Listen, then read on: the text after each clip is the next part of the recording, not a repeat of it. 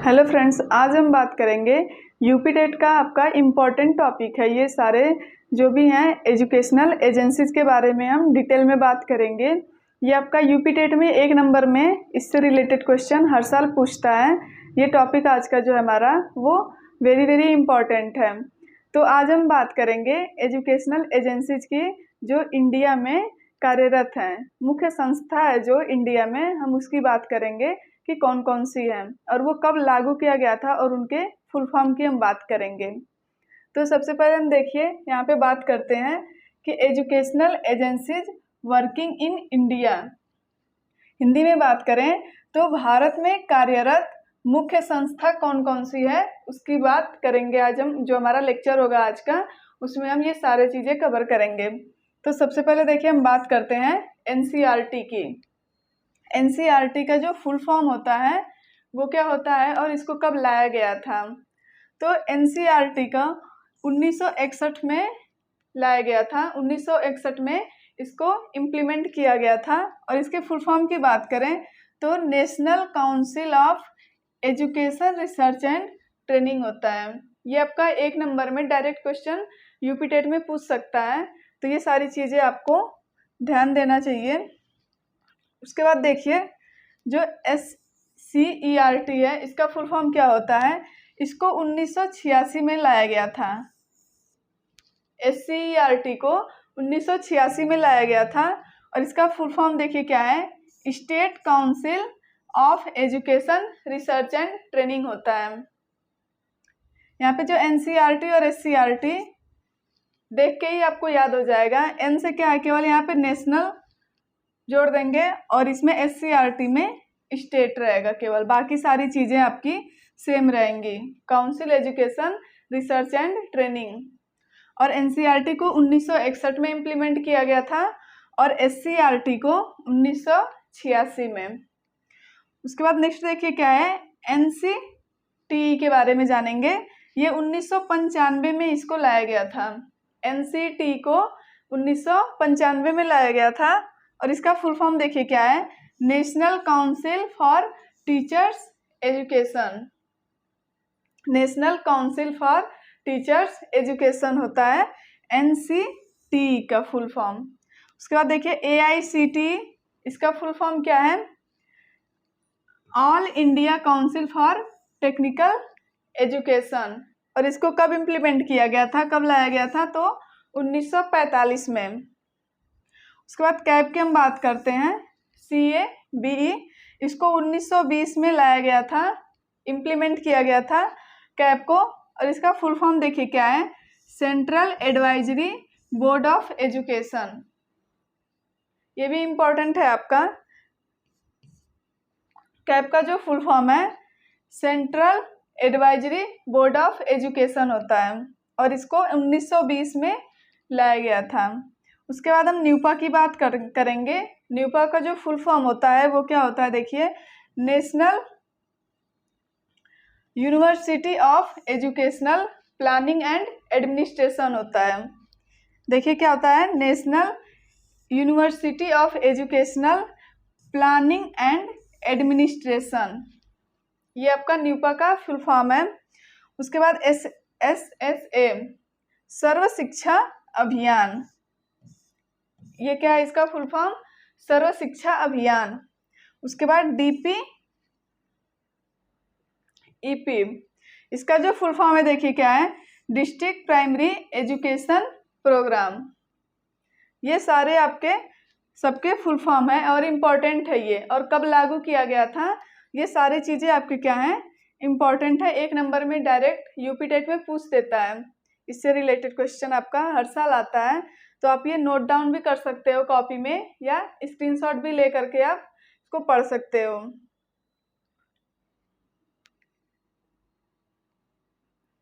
उसके बाद देखिए जो एजुकेशनल एजेंसीज हैं वर्किंग इन इंडिया में, वो सबसे फर्स्ट जो है NCERT, इसकी बात हम डिटेल में करेंगे यहाँ पे। इसके पहले जो हम बात किए थे वो जितने भी एजुकेशनल एजेंसीज थी उनका फुल फॉर्म और वो कब लागू किया गया था, हम उनकी बात किए थे। अब एक एक करके सारे जो एजेंसीज हैं उनका हम डिटेल में हम बात करेंगे। तो सबसे पहले हम बात करते हैं एनसीईआरटी की। तो इसका full form national council of education research and training.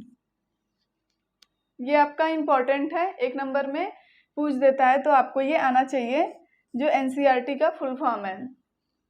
इसके बाद देखिए, इसके कार्य केवल स्कूल शिक्षा से जुड़े होते हैं। जो एनसीईआरटी होती है ये स्कूल की शिक्षा से जुड़े होते हैं। It's function are related to school education only. इनके जो एनसीईआरटी होता है ये केवल स्कूल की शिक्षा से जुड़ा होता है। उसके बाद देखिए, यहाँ पे स्कूल के लिए एनसीएफ बनाती हैं। जो एनसीईआरटी होता है वो स्कूल के लिए क्या करती हैं, एनसीएफ बनाती है। एनसीएफ के फुल फॉर्म की बात करें तो क्या होता है, नेशनल करिकुलम फ्रेमवर्क होता है इसका फुल फॉर्म। इसको ये भी आपका डायरेक्ट 1 नंबर में पूछ सकता है, तो नेशनल करिकुलम फ्रेमवर्क होता है। उसके बाद देखिए, प्रोवाइड्स बुक्स। जो एनसीईआरटी होती हैं वो बुक्स भी प्रोवाइड कराती हैं। और स्कूल सर्टिफिकेट एग्ज़ाम नहीं कराती हैं। जो एनसीईआरटी होती हैं वो स्कूल में जो सर्टिफिकेट एग्ज़ाम जो होते हैं वो एनसीईआरटी नहीं कराती हैं। एनसीईआरटी क्या कराती हैं, केवल बुक प्रोवाइड करवाती हैं और ये स्कूल की शिक्षा से जुड़े होते हैं। जो एनसीईआरटी होती है वो स्कूल की शिक्षा से जुड़ी होती है और ये एनसीएफ बनाती है एनसीईआरटी। उसके बाद provide fund for research. NCERT क्या करती है कि रिसर्च के लिए फंड भी प्रोवाइड कराती है शिक्षा के क्षेत्र में। उसके बाद conduct research in field of education. शिक्षा के क्षेत्र में कंडक्ट रिसर्च कराती हैं एनसीईआरटी और फंड भी प्रोवाइड कराती हैं रिसर्च के लिए। और देखिए, जो एग्ज़ाम कराती हैं एनसीईआरटी वो केवल 2 एग्ज़ाम केवल कराती हैं, कंडक्ट कराती हैं जो एनसीईआरटी होती है। फर्स्ट कौन सा, एक तो आपका नवोदय विद्यालय, जो नवोदय का एग्ज़ाम होता है, एक वो कराती है एनसीईआरटी, और दूसरा एनटीएसई। ये केवल 2 ही एग्ज़ाम कराती है एनसीईआरटी।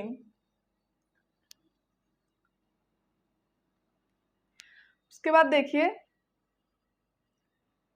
यहाँ पे जो नेक्स्ट है टॉपिक वो क्या है कि शिक्षकों के प्रशिक्षण के लिए 5 क्षेत्रीय शिक्षा महाविद्यालय चलाती है। जो एजुकेशनल एजेंसीज होती हैं इसमें शिक्षकों के ट्रेनिंग के लिए यहाँ पे 5 क्षेत्रीय शिक्षा महाविद्यालय चलाती हैं। वो कौन कौन सी है ये बात करेंगे हम। 5 जो शिक्षकों के ट्रेनिंग के लिए है जो महाविद्यालय संस्था जो है वो कौन कौन सी है, देखिए। फर्स्ट क्या है, अजमेर। ये टीचर की ट्रेनिंग के लिए होता है। 5 क्षेत्रीय शिक्षा महाविद्यालय हैं। फर्स्ट पे क्या है, फर्स्ट हमारा क्या है, अजमेर, जो राजस्थान में पड़ता है। और दूसरा क्या है आपका, भोपाल, ये आपका एमपी में पड़ता है।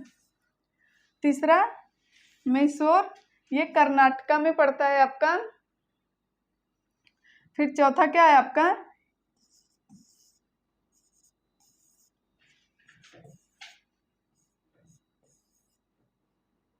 चौथा है आपका भुवनेश्वर, ये आपका उड़ीसा में पड़ता है।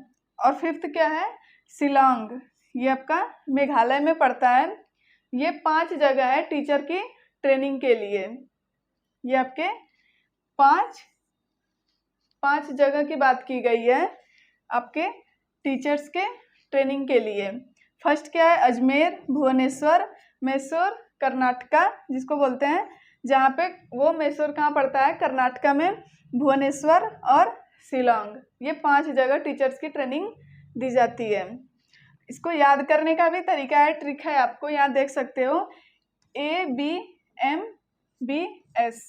ए से क्या है, ए से अजमेर है, बी से आपका भोपाल, और एम से क्या है यहाँ पे कर्नाटका, मैसूर। उसके बाद बी से क्या है यहाँ पे भुवनेश्वर, और एस से शिलोंग। ये इससे याद कर सकते हो आप।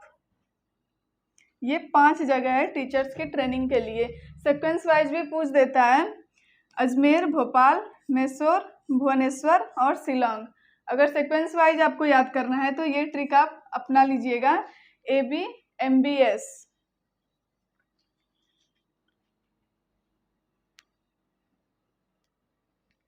उसके बाद देखिए यहाँ पे जो नेक्स्ट हमारा पॉइंट वो क्या है, educational agencies working in India. उसमें जो हमारा SCERT जो दूसरी संस्था है उसकी हम बात करेंगे। अभी जो था वो NCERT का था, अब ये SCERT की हम बात करेंगे। तो इसका फुल फॉर्म क्या होता है, state council of educational research and training. SCERT ये स्टेट लेवल की हम बात कर रहे हैं यहाँ पे। इसके पहले जो था वो नेशनल लेवल की थी, अब ये स्टेट लेवल की है, state council of educational research and training. इसमें देखिए ये क्या करती है SCERT, करिकुलम फॉर्मुलेशन, ये पाठ्यक्रम तैयार करना। इसका जो SCERT का जो काम है वो क्या है, पाठ्यक्रम तैयार करना और टेक्स्ट बुक प्रिपरेशन, जो पाठ्य पुस्तक होती हैं, पाठ्य पुस्तक की तैयारी क्या होता है, ये SCERT के अंडर में आता है। उसके बाद टीचर्स हैंडबुक्स, शिक्षकों की हैंडबुक भी आपका SCERT के अंडर में आता है। उसके बाद क्या है देखिए यहाँ पे टीचर्स ट्रेनिंग, जो शिक्षकों को ट्रेनिंग दी जाती है SCERT के थ्रू दी जाती है। उसके बाद NCTE की हम बात करेंगे। ये आपको ये कब इम्प्लीमेंट हुआ था, तो 1995 में इम्प्लीमेंट हुआ था।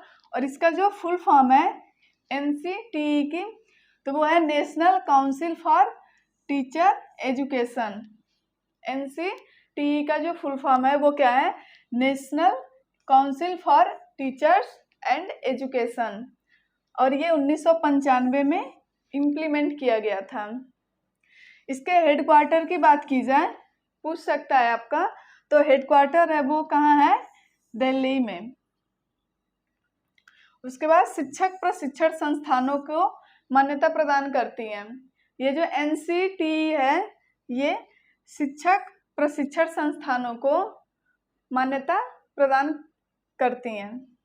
इसके जो मेन ऑब्जेक्टिव हैं, NCTE के जो मेन ऑब्जेक्टिव हैं वो क्या है देखिए, कि ये पूरे देश में शिक्षक शिक्षा प्रणाली को क्या करती हैं, नियोजित और समन्वित करती हैं।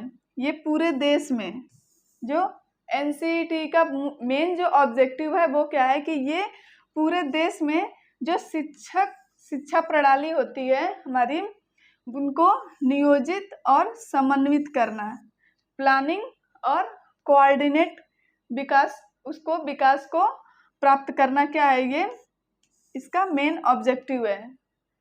पूरे देश में जो शिक्षा प्रणाली होती है उनको नियोजित और समन्वित करना। और इसका हेडक्वार्टर कहाँ है, दिल्ली में।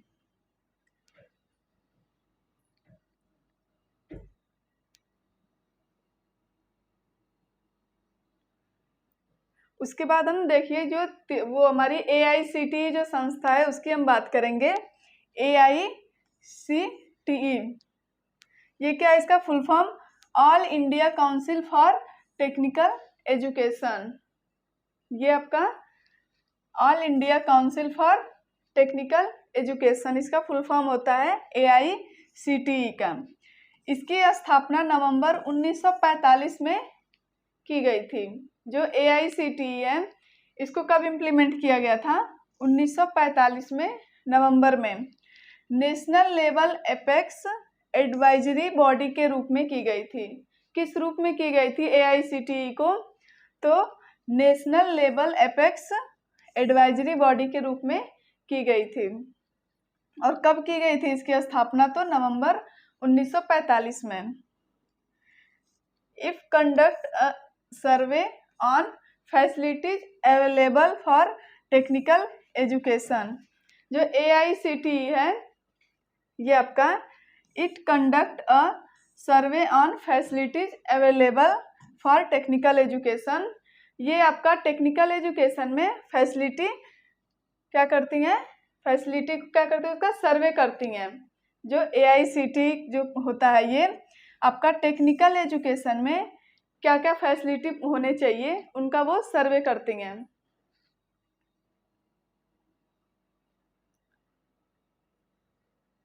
उसके बाद हम बात करेंगे कैब की CABE।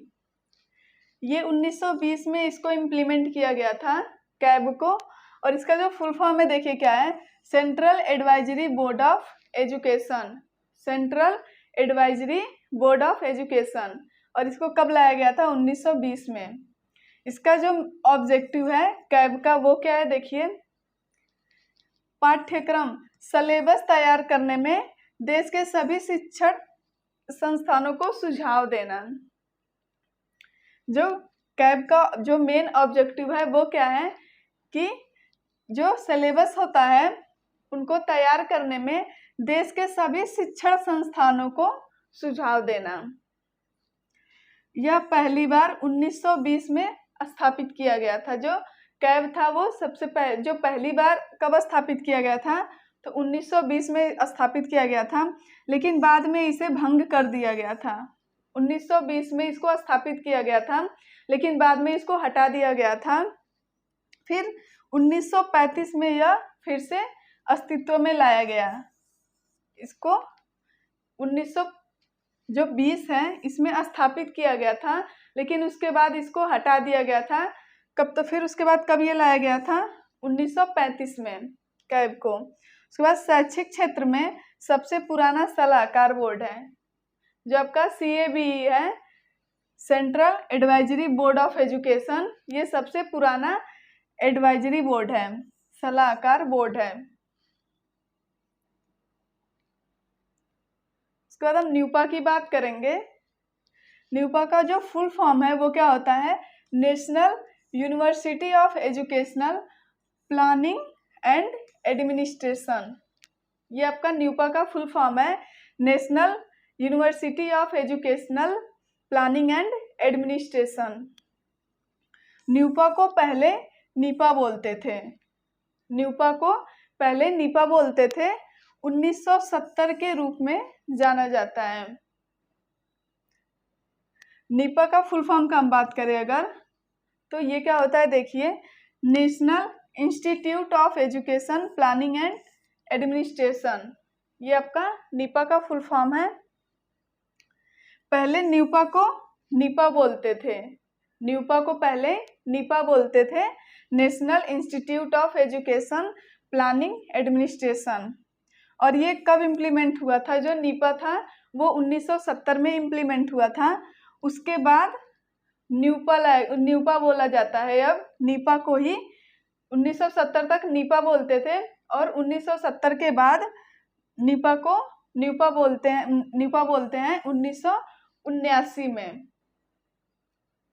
पहले क्या बोलते थे, न्यूपा को नीपा बोलते थे। न्यूपा के जो हेड हैं वो चेयरमैन HRD मिनिस्टर हैं। कौन है, HRD मिनिस्टर। उसके बाद SSA की बात करेंगे, सर्व शिक्षा अभियान। इसका जो फुल फॉर्म है SSA का, सर्व शिक्षा अभियान। ये कब लाया गया था, 2000 में लाया गया था। सर्व शिक्षा अभियान को 2000 में लाया गया था। SSA दिसंबर 2000 में बना। इसको कब लाया गया था, दिसंबर 2000 में। और 2001 में इसको लागू किया गया था। SSA को 2001 में लागू किया गया था। इसका खर्च केंद्र सरकार और राज्य सरकार दोनों उठाती हैं। जो सर्व शिक्षा अभियान है इसका जो भी खर्च होता है वो केंद्र सरकार और राज्य सरकार दोनों उठाती हैं। उसका देखिए, इसके जो ऑब्जेक्टिव हैं सर्व शिक्षा अभियान के, ये क्या है कि ये 6 से 14 वर्ष के बच्चों को, जो क्लास 1 से 8 तक के बच्चे जो होते हैं उनको शिक्षा प्रदान करना। सर्व शिक्षा अभियान जो होता है वो 6 साल से 14 साल के बच्चों के लिए लाया गया था। जो क्लास 1 से 8 तक के बच्चों के लिए उनको शिक्षा प्रदान करना। इसका जो ये मेन ऑब्जेक्टिव था, जो क्लास 1 से 8 तक के बच्चे हैं उनको शिक्षा प्रदान करना। 6 से 14 साल के जो बच्चे हैं उनको 100% अटेंडेंस, उनका जो अटेंडेंस होगा वो 100% होना चाहिए।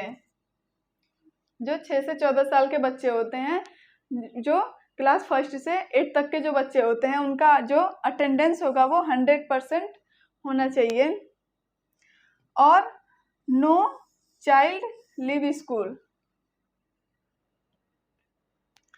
यह एम 2010 तक प्राप्त कर लेना था कि कोई भी बच्चा स्कूल छोड़ करके ना जाए, क्लास छोड़ के ना जाए, स्कूल छोड़ के ना जाए। उनकी जो बच्चों की अटेंडेंस वो 100% होनी चाहिए। ये सर्व शिक्षा अभियान में लाया गया था और इसका जो मेन एम था वो क्या था, 2010 तक इसको प्राप्त कर लेना था कि बच्चों का जो अटेंडेंस हो वो 100% हो और उनको सर्व शिक्षा, मतलब उनको क्या करना था, सर्व शिक्षा अभियान में क्या करना था कि शिक्षा प्रदान करना था क्लास 1 से 8 तक के बच्चों के लिए, और उनकी जो अटेंडेंस हो वो पूरी 100% हो और कोई भी ऐसा बच्चा ना हो जो स्कूल छोड़ करके जाए। ये आपके ऑब्जेक्टिव थे।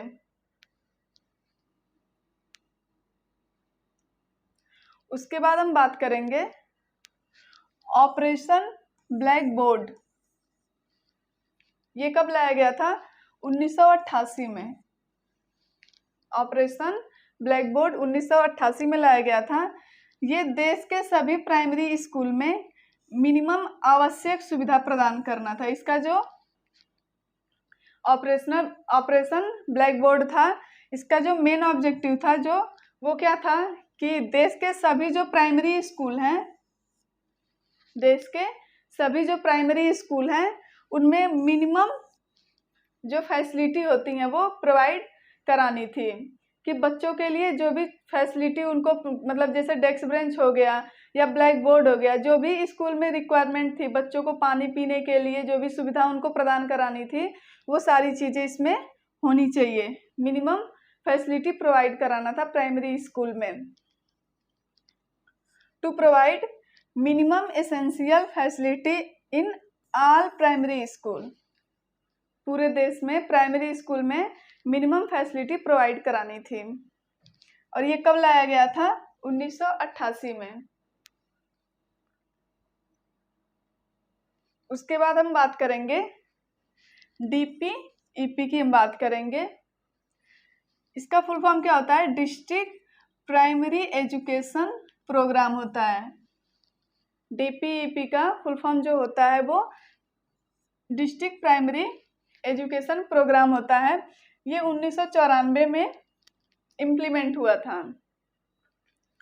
यह प्रोग्राम उन राज्यों के जिले के लिए बनाया गया था जो बहुत ज़्यादा पिछड़े हुए थे। जो DPEP था वो किस लिए लाया गया था, जो एरिया जो बहुत ही ज़्यादा पिछड़े हुए हों उनके लिए ये लागू किया गया था DPEP। ये डिस्ट्रिक्ट बेस पे था। DPEP जो था ये डिस्ट्रिक्ट प्राइमरी एजुकेशन प्रोग्राम था, जिले स्तर तक था। ये पिछड़े वर्ग के लिए, ये जो सबसे पिछड़ा जो वर्ग है उनके लिए लाया गया था DPEP। कब, 1994 में।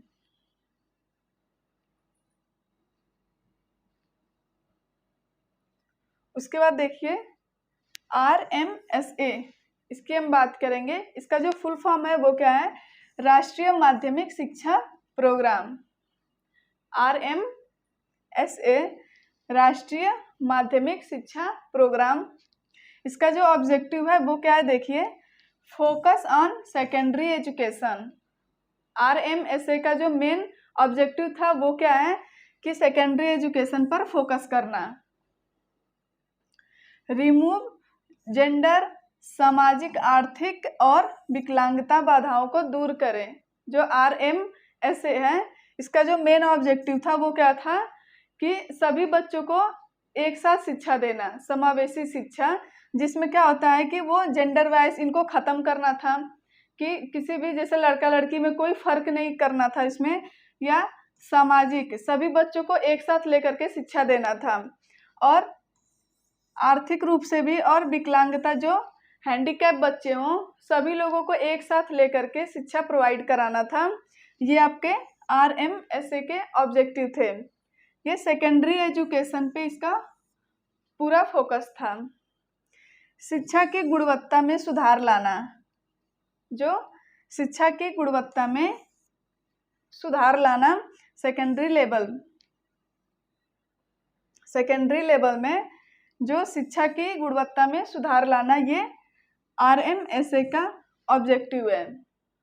सभी बच्चों को एक साथ शिक्षा देना, समावेशी शिक्षा सभी लोगों को, चाहे वो हैंडीकैप बच्चा हो या आर्थिक रूप से अगर कोई बच्चा हो उनको भी, जैसे मान लीजिए कि कोई बच्चा गरीब है उसको भी क्या करना है, एक साथ लेकर के शिक्षा देना है। ऐसा नहीं कि वो गरीब है उसके पास पैसे नहीं है तो उसको हम शिक्षा ना दें, उसको अलग नहीं करना है, उस बच्चों को भी लेकर के एक साथ शिक्षा देना है।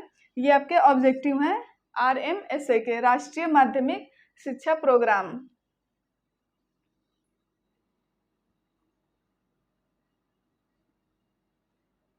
तो आज का जो हमारा टॉपिक था यहीं पे समाप्त होता है। Thank you.